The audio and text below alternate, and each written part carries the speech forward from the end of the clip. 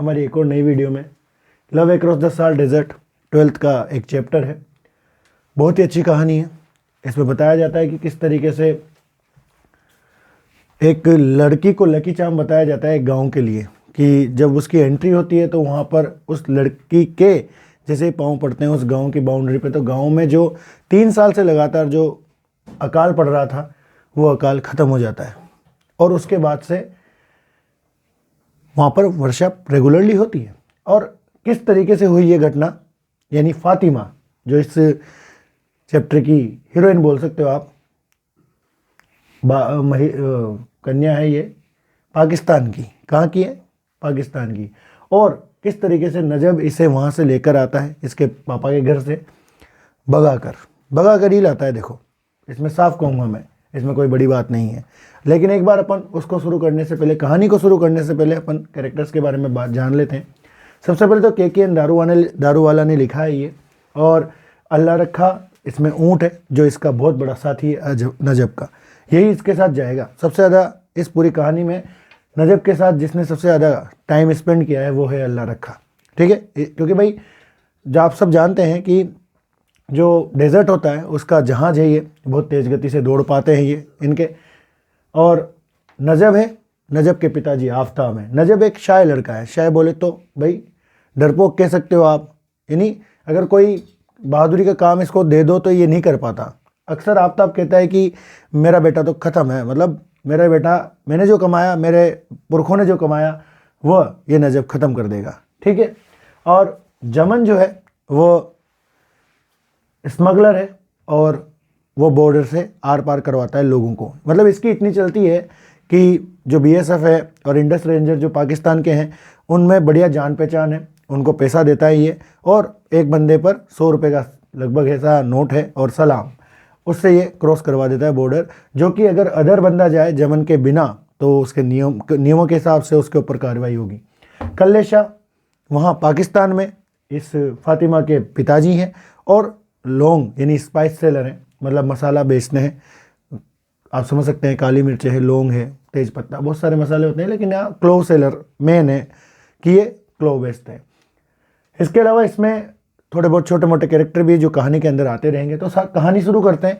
हुआ क्या, पहले पास्ट में जाएंगे एक बार, कि आफ्ताब, जमन और नजब और भी 2-5 व्यक्ति जो भी ब्लैक मार्केटिंग या फिर स्मगलिंग करते हैं, उन लोगों को पार, मतलब वो बार बार पाकिस्तान आना जाना लगा रहता है इनका। क्यों जाते हैं ये? इसका सबसे बड़ा प्रोफेशन यानी इनका बिजनेस जो है वो ये है कि ये भारत से, मतलब गुजरात में जहाँ भी ये रहते हैं वहाँ से खरीदते हैं 500 रुपये का तेंदू लीफ, बीड़ी बनता है इससे। और तेंदू लीफ को ये पाकिस्तान जाकर उसको 1200 में बेच देते हैं। कुछ ही थोड़ा बहुत बेनिफिट होता है, ज़्यादा तो होता नहीं है, लेकिन हाँ थोड़ा बहुत हो ही जाता है। क्योंकि देखो भाई बहुत सारे खर्चे होते थे उसमें। भाई एक तो दोनों एंट्री पर भी और एंट्रेंस मतलब एग्जिट पर भी उसको 100 रुपये देने पड़ते थे। 100 रुपये जाने के, 100 रुपये आने के। उसके बाद जब जहाँ वो रुक रहे हैं उनके बंदों को भी कुछ पैसे देने पड़ेंगे। ठीक है, जो इनके वो तेंदुलीफ को बिकवा रहा है उसको भी देने पड़ेंगे। दूसरी बात, जो इनके कैमल्स को जो लोग चराने जाते थे, क्योंकि भाई गांव में तो रख नहीं सकते, क्योंकि अगर मान लो एक स्ट्रेंज कैमल इन गाँवों की, भाई बॉर्डर के पास जो गांव होते हैं ना, इनकी सबसे बड़ी स्पेशलिटी ये है कि यहाँ के लोग बहुत ज़्यादा सेंसिटिव होते हैं। ये अजनबी ऊँट को देखकर पहचान जाते हैं कि यहाँ पर कोई ना कोई अजनबी व्यक्ति आया होगा, और अजनबी का मतलब है वो दूसरे देश से आया है, तो हो सकता है, तो इसलिए वो उनको भी पैसे देते हैं। तो कुछ एक बहुत ही मुश्किल से कुछ बचता है, लेकिन क्या करें, अब भाई बिजनेस है, प्रोफेशन है। ठीक है, चलो शुरू करते हैं कहानी को। तो कहानी के लिए अपने को जाना पड़ेगा पास्ट में। पास्ट में क्या हुआ कि ये जब 4 बार, भाई वैसे नजब 20 साल का ही था, लेकिन 4 बार हो आया था वो पाकिस्तान, मतलब 4 बार उसने राउंड काट लिए थे, तो आराम से वो रास्ता वगैरह जान गया था, है ना। और जब भाई किन से मिल लिया था लास्ट टाइम जब वो गए ना, अंतिम बार जब वो गए थे तो वो कल्ले शाह के घर पे गए थे। तो कल्ले शाह के घर पे उसकी बेटी फातिमा और नजब दोनों एक दूसरे के प्रति आकर्षित हो गए। और ये जो शाय लड़का था, जिसको कहते थे लोग बाग कि एक लड़की के नाम पर ही शर्मा जाता था, तो इसने भैया फातिमा को बिल्कुल बहुत अच्छी तरीके से अपने वश में कर लिया। यानी आप समझ सकते हैं क्या हो गया होगा, इनके बीच में अफेयर हो गया और ये पूरा प्लान बना के आ गया कि मेरे को अगली बार क्या करना है। तो भैया नजब ने इससे फिक्स कर दिया फातिमा से, क्योंकि फातिमा के साथ क्या दिक्कत थी, कल्ले शाह ने अपने ही मतलब वहीं उनके परिवार में ही एक बंदा था महफूज अली, उससे उसकी एंगेजमेंट फिक्स कर दी थी। और महफूज अली बिल्कुल भी महफूज नहीं था, मतलब वो बहुत ही खराब व्यक्तित्व, यानी पागलों से मंद बुद्धि कह सकते हैं आप, और बोलता था तो हकलाता था क किरण, और फातिमा उसको बिल्कुल भी नहीं चाहती थी, दैट मीन्स उससे ब्याह नहीं करना चाहती थी, सीधी भाषा में कहें तो नजब और फातिमा का फिक्स हो जाता है कि तुम अगली बार आओगे ना, तो नजब भी कह देता है हाँ मैं बिल्कुल आऊँगा, है ना।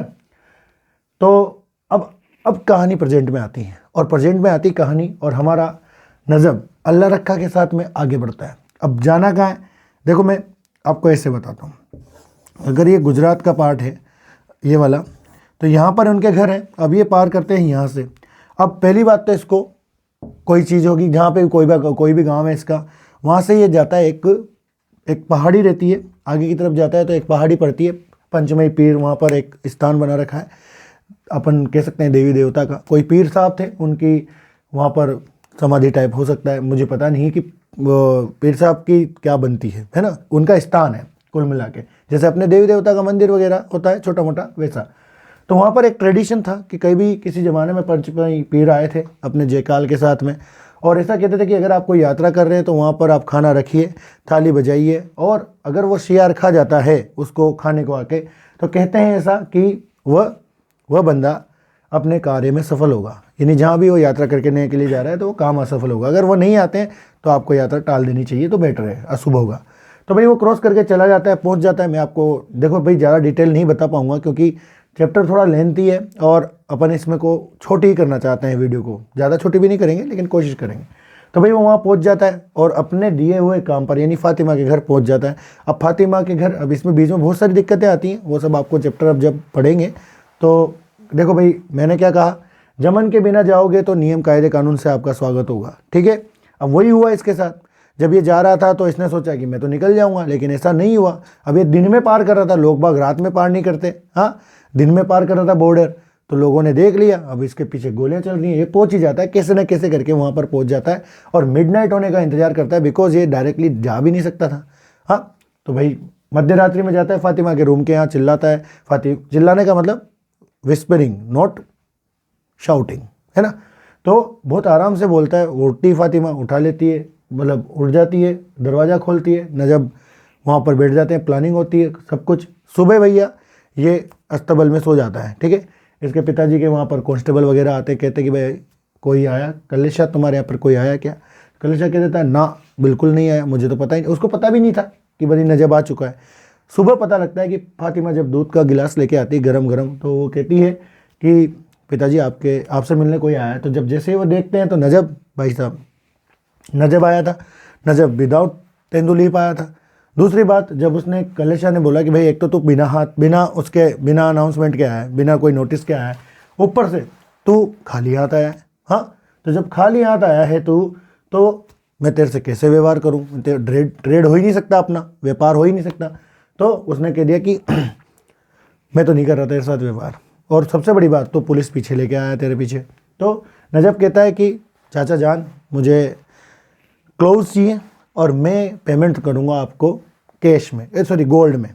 काहे में, ये इसकी माँ के कंगन लेके आया था, इसकी माँ ने इसे दिए थे कि जा बेटा, इसने अपनी माँ को पूरी कहानी बता दी थी, जा बेटा जा और ले अपनी बहू को, ऐसा कहा था। तो अब इसने फातिमा और नजब का पूरा प्लान हो चुका है कि अपन नेक्स्ट डे जब निकलेंगे तो मैं तो रुक जाऊंगा भाई, कहाँ पर, गांव के बाहर, और तू आ जाना फिर जब ये सो जाए। तो यही प्लान हुआ। फातिमा वो कंगन वगैरह लौंग वगैरह तो उसने ले ही ली थी। अब ये वापस आ जाते हैं और नजब इंतज़ार करता है गांव के बाहर, फातिमा आ जाती है जैसे कल्ले शाह सोता है, और ये पार करते हुए आते हैं और बिल्कुल भी नहीं बोलते। देखो भाई बोलना क्यों जरूरी, जब कोई व्यक्ति अपने प्रेमी के साथ भाग रहा है तो पहले वो सुरक्षित जगह पहुंचना चाहते हैं, जहाँ पे भी पहुंचेंगे तभी बात स्टार्ट करेंगे, और वही होता है और वो आगे बढ़ते हैं। और उसके ज़्यादा दिक्कत भी नहीं थी, फातिमा के दिमाग में बिल्कुल भी यूँ नहीं था कि वो किन्हीं एक देश को छोड़कर दूसरे देश में जा रही है। उसका पूरा प्लान ये था कि भाई मैं तो यहाँ से बेहतर के लिए जा रही हूँ, यहाँ वैसे भी मेरी ज़िंदगी बर्बाद करने वाले हैं मेरे पिताजी, महफूज अली के साथ ब्याह कराना चाहते हैं, और जो महफूज नहीं है आप भी समझ सकते हैं। हकलाता था, बच्चे मजाक उड़ाते थे उसका, कहाँ से, और बोलता था तो गुटकी मतलब गुठली ठोक रहा हो जैसी आवाज़ आती थी, पत्थर फेंक रहा हो, मतलब कड़क, बहुत ही खराब स्थिति, और हकलाता और था। तो भाई वो अच्छे के लिए ही छोड़ रही थी, उसे ये पता लग गया था। ठीक है, तो भाई पहुंच जाते हैं, वो पहुंच गए भाई गांव। अब भाई क्या हुआ था, यहाँ की स्थिति क्या है, गांव की स्थिति ये है कि आफताब उस दिन तूफान आ रहे थे, बादल हो चुके थे, बारिश थोड़ी आने वाली थी। ये मान लो कि इसका पैर जब गांव में पड़ा, पैर का मतलब है कि जिसकी जैसे इसकी एंट्री गांव में होती है फातिमा की, तो बादल आ जाते हैं, काले बादल हो जाते हैं, हवा चल रही है। तो आफताब ने बहुत बार, 2-3 बार उठ उठ के देखा कि कोई आया तो नहीं, दरवाज़ा खोल खोल के। जब लगातार वहाँ पर एक और बार से फिर खटखटाहट हुई, हवा की वजह से हुई थी वो, तो जैसे उसने दरवाज़ा खोला तो उसने देखा अल्लाह रखा को चलते हुए, और अल्लाह रखा पे इसका बेटा बैठा हुआ था। आया भैया, आते ही इसने पूछा कि बेटा कुछ लाए हो क्या, आफताब ने पूछा। तो नजब भाई ने अपने साइड में हटे और अपनी वाइफ, यानी वाइफ बोल सकते हो आप, फातिमा को दिखाया कि पापा लाया हूँ, ये रहा। और इसी दिन के बाद से उस गांव में खुशहाली आई, गांव में पूरा बारिश हो गया, मतलब मूसलाधार वर्षा हुई। जो 3 साल का जो पूरा ड्राउट फेमाइन कह सकते हो आप, अकाल पड़ रहा था, वो सब खत्म हो गया। और यही कहानी खत्म हो गई। और यही कहानी इसके ऊपर आती है कि ये एक साल्ट वाटर आप समझ सकते, साल्ट डेजर्ट समझ सकते हो कि भाई खारा होता है, रेतीला जो भाग होता है, और उसके बीच का प्रेम है ये। एक पाकिस्तान से किस तरीके से एक कन्या को भगा के लाता है हमारा भारत का एक भैया नजब। ठीक है, और बहुत ही अच्छी कहानी लगी होगी आपको, जहां आशा करता हूं कि समझ आया होगा। कोई दिक्कत हो तो प्लीज़ लाइक करें, कमेंट करें, और पसंद आया तो लाइक कर देना, नहीं आया तो कोई बात नहीं, डिसलाइक कर सकते हो आप, लेकिन रिएक्शन ज़रूर दें। ठीक है, जय हिंद, जय भारत।